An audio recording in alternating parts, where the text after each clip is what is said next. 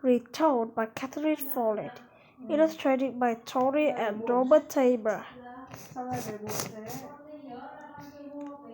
Long ago, in a humble village, there lived a poor miller. His wife has died years before, and he has nothing in the world but his beautiful, kind daughter, Evelyn. He loved her so dearly that he told fantastic tales about her to everyone he met. My daughter can reach up and make pictures with the stars. My daughter can turn a wrist into rose with a kiss. My daughter can spin straw into pure gold. Fred. Oh, Papa, Evelyn sighed. The townspeople chuckled, knowing the miller is just being facetious. But somehow something escaped and went all the way across the country until it crept into the ears of the king. He was a greedy and careless man. As soon as he heard this rumor, he commanded his soldiers, "Bring me the girl who can make straw into gold." Evelyn and her father were just finishing breakfast when soldiers burst into their hut, dragged Evelyn away, and hoisting her into a wagon and carting to a castle. There she was forced to descend a staircase to a tiny room at the top of the tower. A dusty old spinning wheel standing in one corner. The rest of the room was piled all waist high with mounds of straw. She had scarcely caught her breath when the fierce figure of King appeared. "All this straw goes into by the morning, or you'll never see your father again." The king roared and locked Evelyn in the room. Her father silly boss. She can smash straw into gold, flashed through Evelyn's mind as she went to think that such a trifle might keep her from him forever. The only thing that cheered her was swallowed with her blue and rust brown bitch, building a straw nest on the stone wall. "Will someone help me?" she whispered to the bird. Suddenly Evelyn felt a strange tickling into the ear, like a piece on her skin, and out of nowhere appeared a warty, ugly little man. "I'll help you transform this straw into gold, my dear, but what would you give me in return?" "I can give you this necklace which my father saved for years to buy," she said. I set on the necklace, sat down the spinning wheel, and was plying this, fetting the straw into spinning, whipping and shimmering to the gold thread. He finished the pile just as the swallow left its nest for the day. Then, mysteriously, as he came, he disappeared. Soon after, the king opened the tower door. Evelyn's heart soared with hope, but rather than quench his greed, gold only made the king thirsty for more. "Come with me," he commanded, grabbing Evelyn. He led her down from the first tower, then up an even taller staircase into a room twice as large. At first, mounted chest high with straw. "Then, my stranger, tell us again. I'll consider letting you return to your father," the king said, locking the door. The swallow flew the window and set out constructing a new nest in the eaves of the tower. Soon, Evelyn felt the same cold in the air and heard the cracking voice of the gnome. "There's no problem for me," he said, "but I need compensation." "This ring is all I have from my mother," said Evelyn, slipping on the ring. "She died when I was a baby." Even faster than before, little man with fistful of straw through the spinning wheel, wrapping them into pure shimmering gold. He finished and disappeared just as the swallow opened his liquid black eyes and stretched its wings. The ring saw this second treasure. He let a great heroic laugh as frost frees a flower. So this laugh rose Evelyn's hope. With other words, the king dragged her up to the highest tower in the castle.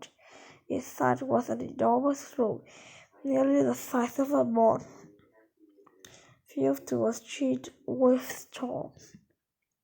It used to be this whole room, I'll be the richest king on earth, and I will truly let you go, the king declared, locking the door behind him. Evelyn wept. She did not believe the king, and besides, he had nothing more to give to the little man. Soon she heard skipping song of swallow, which flew in the window and roasted the rafter in the enormous room. And the star began to shine. A shiver came over to Evelyn, and turned to find the hide-out little man standing there. You better have something precious to make me busy. Evelyn's voice looked at his stammered. I have nothing else. He paused to think. Very well, she said. You may repay me when you're grown. Evelyn felt something ominous, like cold stone, in the bottom of her stomach, but she told herself that she could save money from selling eggs, and she agreed. Wait a minute. The little man labored furiously all night, swearing and muttering at his bed. The sun was nearly up, and the swallow had peeled off its feather before he finished and disappeared. When the king unlocked the door, Evelyn sank to her knees and was sure he would only imprison her again. But instead, the king ordered his soldiers to bring Evelyn home. Evelyn's father was so ecstatic at return that he leaped onto the table, danced, and invited all the townspeople for a feast. After many huge kind words, Evelyn nearly forgot the whole ordeal. Years went by. Evelyn grew up, married an innkeeper's son, and was soon overjoyed to welcome a baby boy. And was soon now she understood her father's silly delight all those years ago. My son can turn a frog to a swan with a single touch.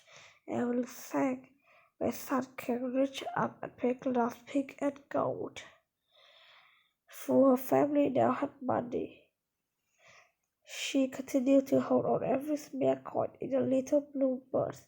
One day, Evelyn scattered eggs, and she felt similar breaking in the air. She whipped out and saw the ugly dog. Hello, my dear, she said, smiling a clever smile. Did you remember your promise to me in the high tower all those years ago? I've come to collect my payment. Evelyn felt the same stone chill in her stomach. She stammered, as if I've acquired a little bundle. Let me fetch my purse. Oh no, dear. What? I don't want your coins. In payment, I want for your favor. I require your firstborn child.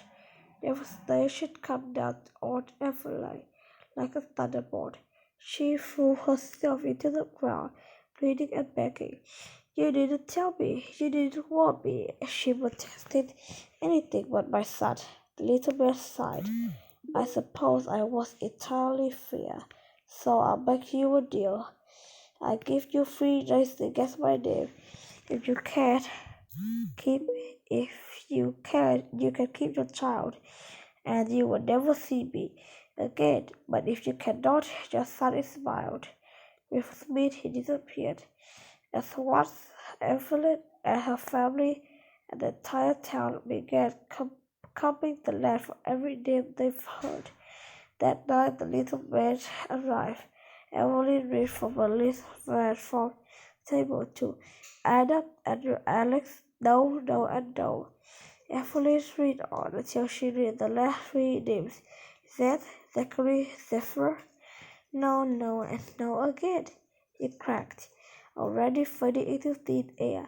You have 2 more days.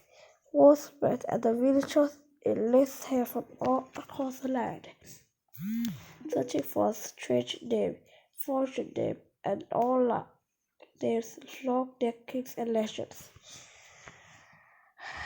Alfonso and Doras as Ragov not even close. Then the snitch, the zebra thought, you have one more day before I take the child. The little bear said, then evaporated. By the third day, Eveline began to lose hope. She sat by her son's cradle, murmuring wordlessly, but before evening, a flutter near the window drew her eye. Wait a minute, yeah. A greenish race ran over the girl's face. She let out an almost speech that the baby wailing. You cheated. Someone told you. It's not fair. You better kneel, Evelyn said, lifting her son from the cradle. You're a liar, a cheat, a thief. Number still screamed. He stamped the ground so hard that cracked over the floor. It swallowed him into the dark hole and closed forever, leaving Evelyn and the baby safe and sound.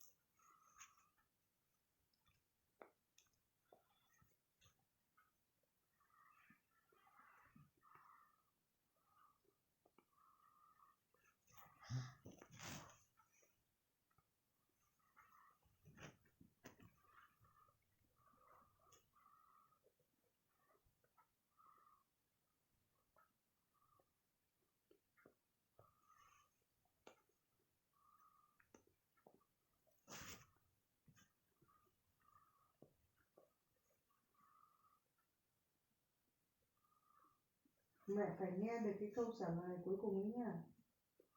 Của phần ghi bài ấy. You're amazing. A perfect score. 20 phút.